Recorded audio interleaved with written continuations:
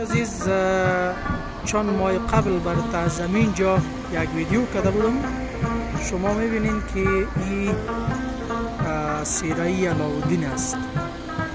در سیرای علاءالدین سرک دارالامان شما این قرا را و میسا ها را تماشا میکنید که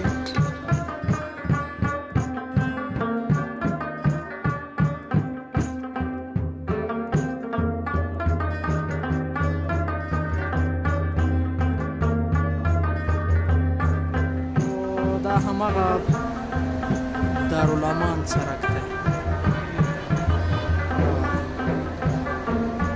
لنډه ویډیو کوم، هیله ده چې تاسې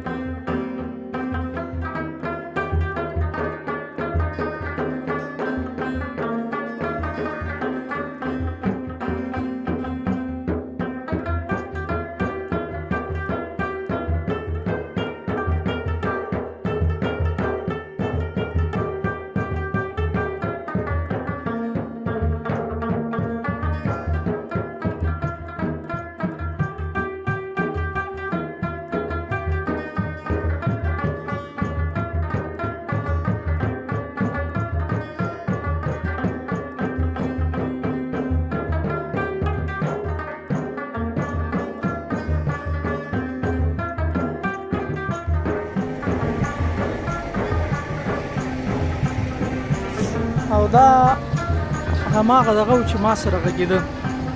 ډاکټر صاحب ستړی مو شي؟ څنګه یې؟ څنګه دی وضعیت دی؟ طبیعت دی څنګه دی د یخنۍ موسم کې؟ یو څه وخت مخکې تقریبا 7 میاشتې مخکې ویډیو وه چې ډېره مخکې لاړه، ډېر لیدونکي لرل. تاسې په همدغه دارالامان تړاو باندې خبرې کړې وې. څه وایي څنګه دی اوس موسم څنګه دی؟ اوس هغه ټیم دی فکر کوم منې و یخ په نه و، اوس شدیده یخني ده. ما ورته چې بره په دې پل باندې وختو نو یخ شمال اجازت را نه کړي، خیال دی بېرته راښکته شو. بلکل یخني زیاته ده. دارالامان داسې ځای دی چې لږ جګم دی که نه، د ښار دغه نه نظر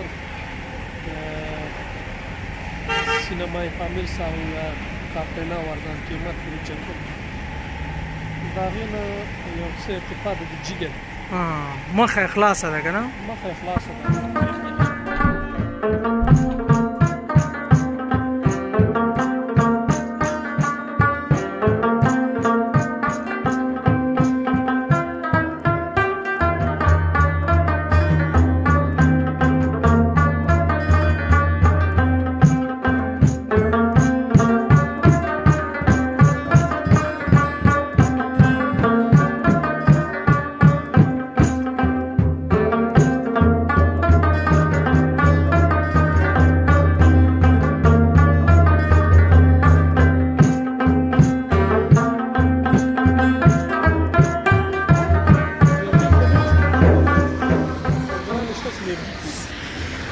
نو دغه ځای چې تاسو ګورئ دا د ښاروالۍ له لورې نه دغه شوی دی او کندې ویشل شوي دلته فکر کومه چې څه نور تازه بوټي کېنول کېږي موږ هم په همدې لار راغلو اصل کې دې لار باندې لنډه وختو خو لاره بنده وه